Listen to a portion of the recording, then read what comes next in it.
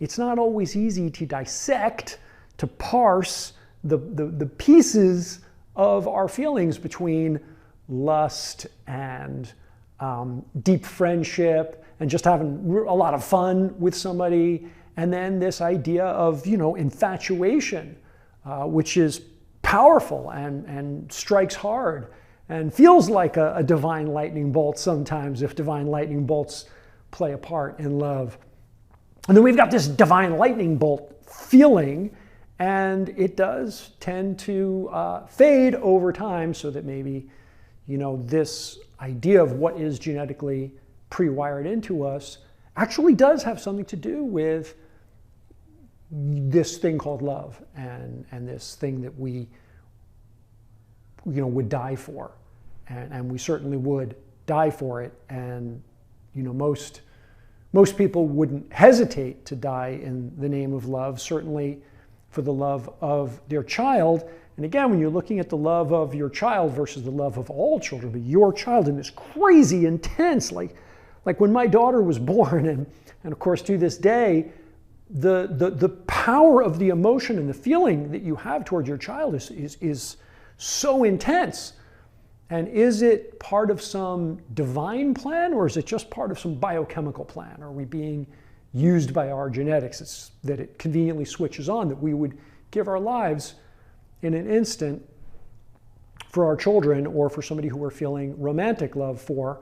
And before I go too far down this cynical road, the light at the end of my tunnel here is that I'm going to make a case for romantic love being an entirely different thing. And John Perry Barlow, you may have heard me quote him before on this, but to me, it is the very essence of understanding, a path of understanding towards love, when he said that the difference between love and true love is the difference between a very large number and infinity. And it's within this idea of infinity that we get a real grip on the possibility of true love, of this thing that is maybe something beyond just our biochemistry. You may have heard this, something of an urban legend about the 4 different words in Greek for love, the agape and philia and storge, which have to do with divine love versus romantic love versus the love of a friend, which I think they call philia. But in fact, I read recently that if you're up on your ancient Greek, if you read a lot of ancient Greek in the original, of course, and you're a Greek scholar, you kind of laugh at this, because in fact the Greeks did exactly the same thing that we do. They used these words interchangeably in the way that you would know when they meant, oh man, I agape that chick. Meaning, the love of God, but for this woman, to express some sense of the depth of their love. Basically, in other words, with context, all of these words were used interchangeably, exactly the way we use love interchangeably.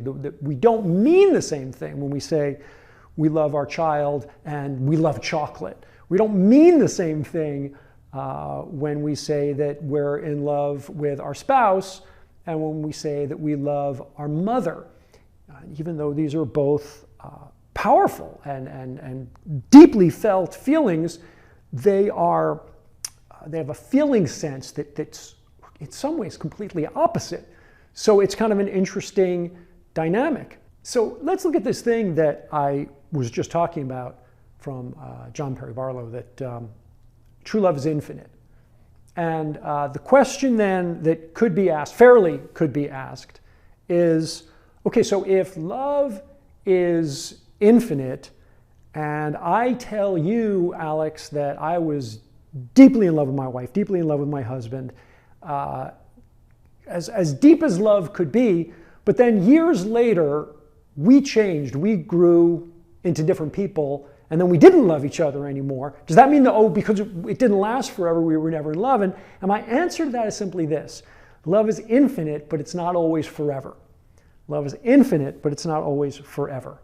That in fact, it is true. Aeneas Nin said, love never dies a natural death. It dies because we don't know how to replenish its source. It dies of blindness and errors and betrayals. It dies of illness and wounds. It dies of weariness, of witherings, and of tarnishings. And that's beautiful and profoundly true, but also I would add to Anais Nin's often quoted words that love just sometimes dies of we grew apart. It dies of maturity. It dies of we're making a different decision now. But to really understand this kind of infinite love, one has to understand that it is an act of volition and that love isn't a thing that happens to us. It isn't just a condition that we find ourselves in miraculously, like this bolt of lightning, and suddenly we're like, oh, we're in love, and we had nothing to do with it. But in fact, that love is a thing that we do, that you do love, that love is an action. And that loving somebody requires effort, and it requires courage, and it takes the inclination to do it. Now, there is some space for the lightning bolt thing, because often the thing that inclines us to do this work, the thing that makes us do love, is that initial infatuation. That initial infatuation is, it's beautiful, it's gorgeous, it's powerful, and it forces us in a way, because of our biology, to open our hearts to this other human.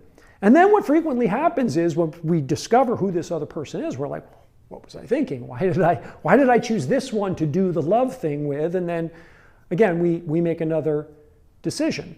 But this initial impetus to open our hearts to somebody that we hardly even know is, mostly biological. But then in that moment that we're doing it, when we're really doing this love thing, it's so powerful, it's so profound, it makes us feel these deeply spiritual feelings. And what is this thing that we're doing? What is it that we are defining as I'm feeling love when we're doing this thing? And the answer is that what we're doing is surrender, romantic surrender. We're surrendering our ego, we're surrendering our games, our characters, the roles we play. We're just giving up all that shit that we hide behind. We give up reciprocity. We surrender this idea that if I love you, you have to love me back. We give up who we thought we needed to be seen as when we need to be seen in a certain way. We give up our shame, we give up hiding, and we give up judgment.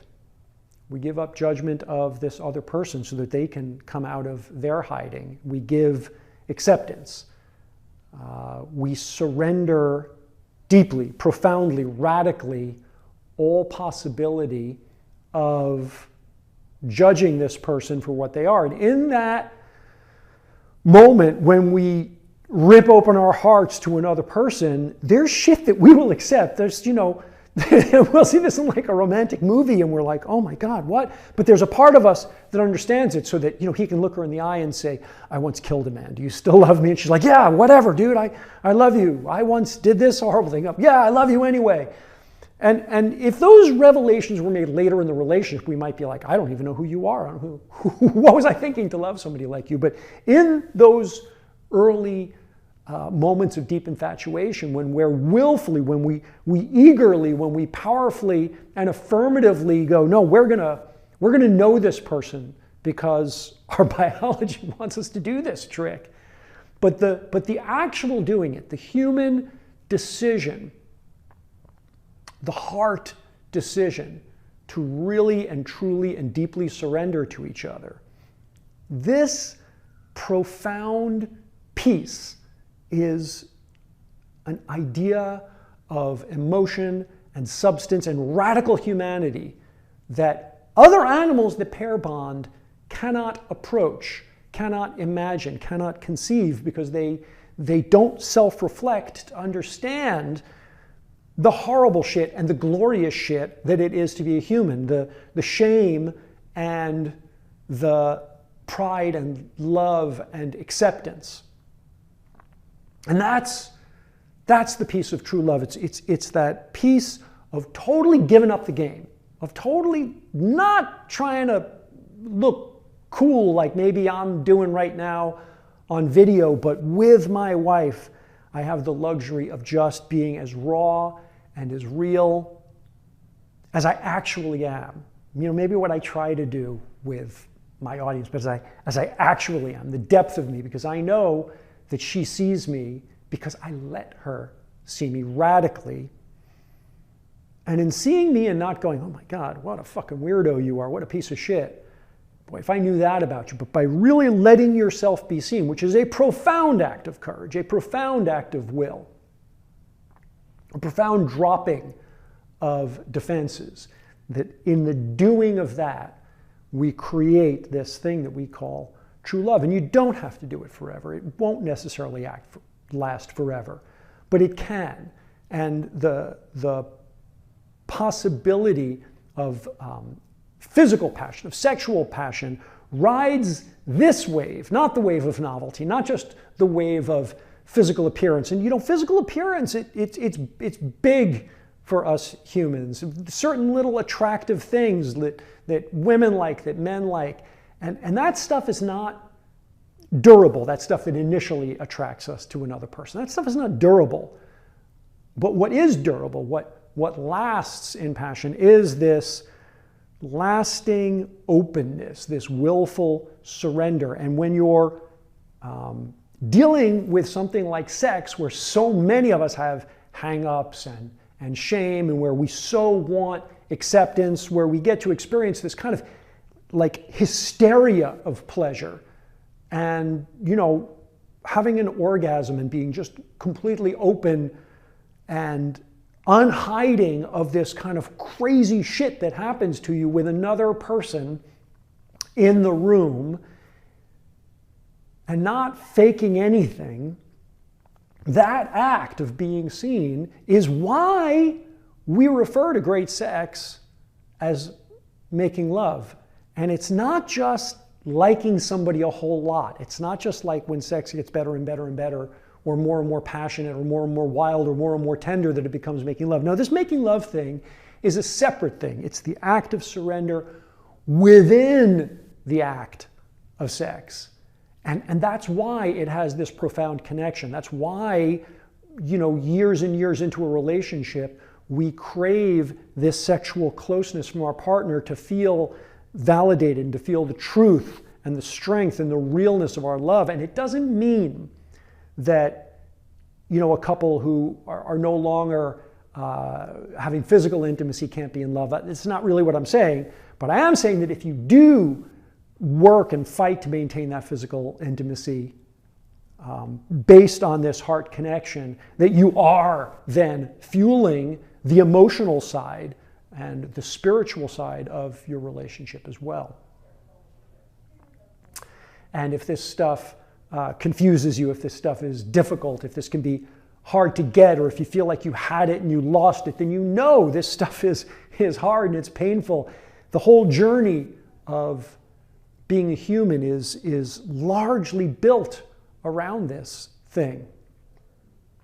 And that's why I'm going to keep making these videos and trying to clear this stuff up. And I hope you'll continue to come back and hear some of my ideas and stuff that I have to say. I think I can contribute to you in some measure. And I hope you'll swing by the website and take a look at that stuff too. And please, this is not a lecture, it's a conversation. So if you have some thoughts or some questions, post them here and I'll do my best to respond. Thanks.